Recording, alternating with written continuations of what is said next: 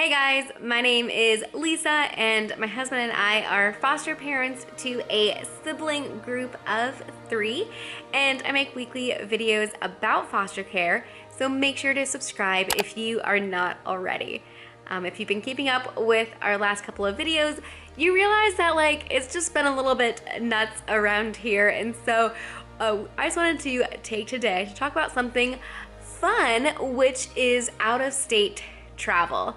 Now it is fun, but there also are some stressors, and so I just want to talk through the process to be able to get approval to travel out of state with kids in foster care, and also then share 2 of our really fun trips that we took this summer. So when it comes to out-of-state travel, every state does it a little bit differently. I'm going to be talking from the perspective of Indiana, but if your state does it different, definitely comment below so those that are watching can see the differences in your state.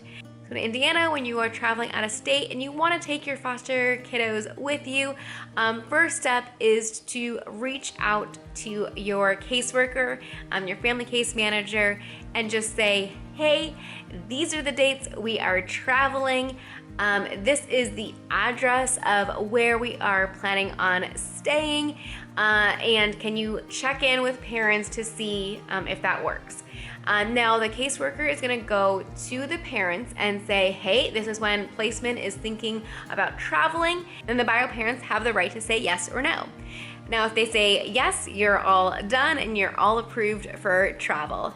Now if they say no for whatever reason, but the team thinks that it is a good idea for the kids to be able to still experience that out-of-state time, then the caseworker will present that same information to the judge.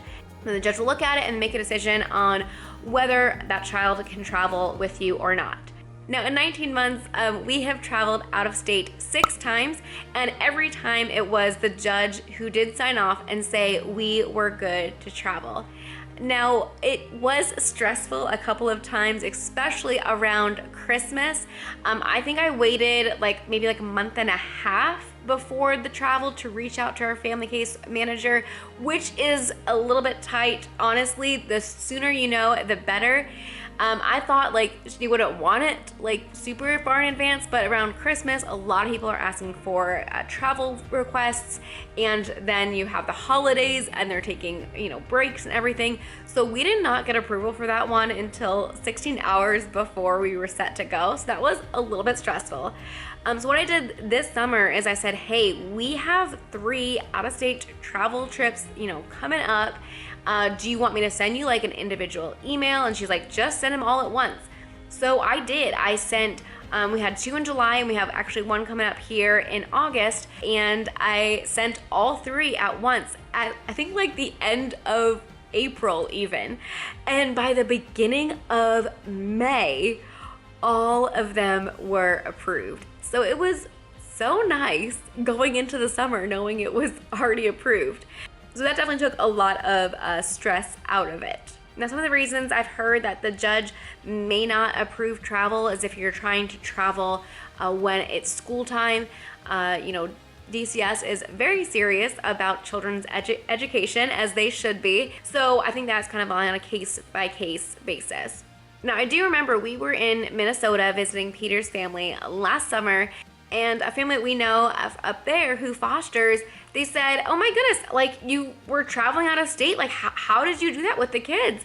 And we just told them the process and how it works, and they said in Minnesota, if the bio parents say, I'm sorry, you can't go, it doesn't go to the judge for approval. And so that's just really hard, and I totally understand why bio parents, they might not want their kids experiencing something else without them there, and so that's kind of unfair to the kids. And I remember at first we were kind of well, if parents say no, maybe we just won't take the kids, and we were totally thinking that, but that's not that's not fair to the kids. Like, we are experiencing these things and we want to take them along and have them be part of the experience of getting to go to new places. I mean, if you've watched our channel before, my husband Peter and I, we traveled extensively before we became foster parents. And so travel is definitely something that we love and we want to be able to share. Now, we have not tried traveling out of the country, and that would be a whole nother thing. And we have not actually flown with the kids yet either. But I have heard from many people that that process, as long as you have that judge approval, and then if you're able to get like the necessary documents, that it is easy to travel with foster kids if you're on a plane out of the country. I don't know about that one, but if you're traveling like on a plane in the States, that should still be okay. We've not braved that one yet. We've always just done road trips, and honestly the kids are such good travelers. We go sometimes like 3-4 hours between stops, and then near the end we're stopping like every 2 hours, but usually that first go from home, we can go about 4 hours before they're like, oh, need to stop and stretch your legs and everything. So I'm very thankful for how good they have been traveling. So I did want to share 2 of the really fun trips that we got to take this summer. So the first one was to West Virginia. So for my family, every other year we get together for Christmas, and for the other years we do a retreat somewhere. Remember fall of 2020, we went to a mystery destination. My parents had this whole scavenger hunt planned for us to get to the location, and that was super fun. You can definitely check out that vlog. And then for this one, we went to West Virginia. We went to a mountainside house. It was on a ski resort, and it was a huge house. It had 7 bedrooms, and that was perfect because there were 16 of us and we each had our own little space. Had this amazing table.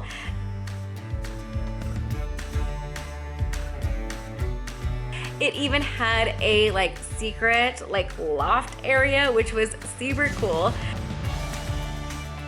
So it was my brother and sister and their spouses, and my sister, she has 4 kids who are all pretty close in age to our 3 foster kids, and they have met 2 other times in person, and we video chat sometimes. So that was really fun for them to be able to see each other again, and then my parents, and then Peter and me. So it was a lot of fun. We only got 1 group picture on the day that we went for a hike. And you can't even see Bubby because he's in the backpack carrier with Peter. But it was such a fun, relaxing time there. And in the morning, some of the adults would go and hike up to the top of this mountain, and where the chairlift was, you can overlook and see these beautiful views, while some of the other adults stayed back with the kids. Near the end, the kids were like, well, we want to go too. We want to go too. So there's one afternoon when Peter and I took our oldest foster daughter A and my oldest niece and nephew, and we hiked up this double black diamond. So there was this green that went, up this way around the mountain, but Peter was like, well, look, if we go this way, we will get up faster. Guys, are you up for the challenge?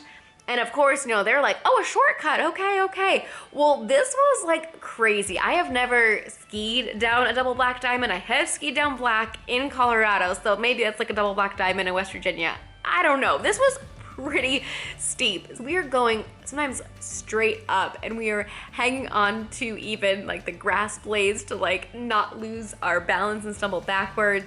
And A is sometimes afraid of heights, and so she got really nervous going up. But I tell you what, just getting up to the top and seeing her conquer her fear, she was so happy. Fearless, I'm courageous, I'm strong, I'm unbreakable, I'm fearless. And when we talk about the trip and everything that we did and all the different activities, that was her favorite moment, climbing that double black diamond and facing her fear. And we were just so proud of her. So I'm so thankful that we did that hike. And my mom, she had a lot of fun activities. There were 4 couples there, and there were 4 nights that we were there. So each night one of the couples took a dinner, And my mom realized, if, we are in the kitchen, Bobby would try to come say hi to us, Dee might try to get our attention. So she realized she needed something for the kids to do while the adults were cooking dinner. So my mom came up with such fun activities. So the other 3 couples were divvied up with the kids. Each night the kids would pull one of the adults' names, and that was the adult that got to be with them for that activity. And it was just such a fun time. We didn't have too much like structure, but it was really just a great time to be together. And it was such a gorgeous, gorgeous location. And then the second trip that we got to take was to Holland, Michigan, and that was so fun. We had no idea how cool Holland is.